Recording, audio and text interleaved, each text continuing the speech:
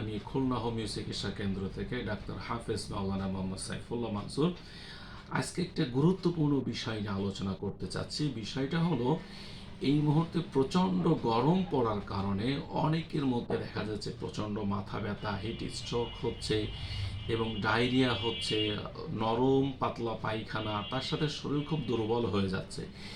এই অবস্থায় যদি আপনার কারোর মধ্যে দেখা দেয়, তো হোমিওপ্যাথিতে ৩টা সবচেয়ে গুরুত্বপূর্ণ ঔষধ যা খেলে ইনশাআল্লাহ অত্যন্ত জাদুর মতো কাজ করবে।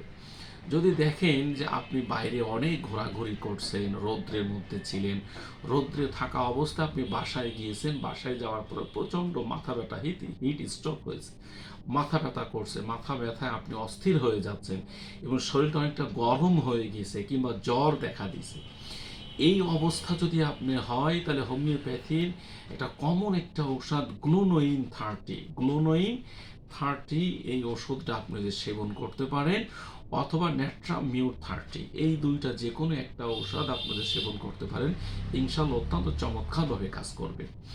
আর যদি দেখেন আপনি বাইরের কোনো খাবার খেয়েছেন কিংবা ফুড পয়জনিং হয়েছে খাবার খাওয়ার কারণে, কোনো বাইরের খাবার কিংবা পচা বাসি খাবার খাওয়ার পরে আপনার পেটে ডায়রিয়া দেখা দিয়েছে, পাতলা পায়খানা হচ্ছে, হঠাৎ পেটের মধ্যে ব্যথা করছে, ব্যথা করেই আপনার পায়খানা হচ্ছে, যদি এই অবস্থা যদি আপনার দেখা দেয়, ফুড পয়জনিং যদি হয়, তাহলে আপনি অবশ্যই হোমিওপ্যাথি পডোফাইলাম 30। আর যদি ফুড পয়জনিং হয়, কোনো নষ্ট বাসি খাবার খেয়ে যদি পেটের মধ্যে পয়জনিং হয়, তাহলে অবশ্যই তার আগে 2 থেকে 3 বার আর্সেনিক অ্যালবাম 30 খেয়ে নিতে হবে।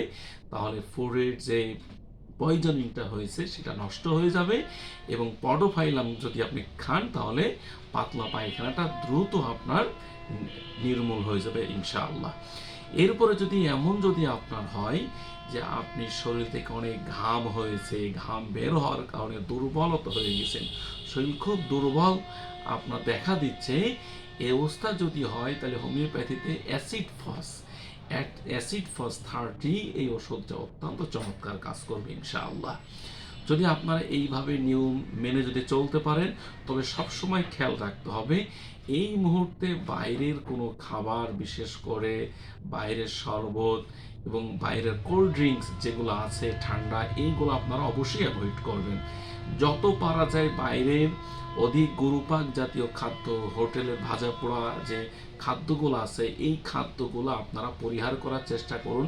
বাসার খাবার খান, বিশেষ করে পানি এবং লেবুর শরবত, ডাবের পানি, এই পানিগুলো আপনারা বেশি করে খান, তাহলে ইনশাআল্লাহ সুস্থ থাকতে পারবেন।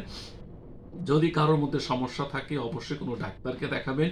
বিশেষ করে আপনারা খুলনা হোমিও চিকিৎসা কেন্দ্রেও আপনারা যোগাযোগ করতে পারেন। আমাদের যে কন্ট্যাক্ট নাম্বার আছে সেখানে যোগাযোগ করতে পারেন। ইনশাআল্লাহ আশা করি ভালো চিকিৎসা আপনারা এখান থেকে পাবেন। সকলকে ধন্যবাদ। আপনারা সকলেই মিলে ভালো থাকুন, পরিবার পরিজনকে নিয়ে সকলেই ভালো থাকুন। আল্লাহ হাফেজ। আসসালামু আলাইকুম ওয়া রাহমাতুল্লাহ।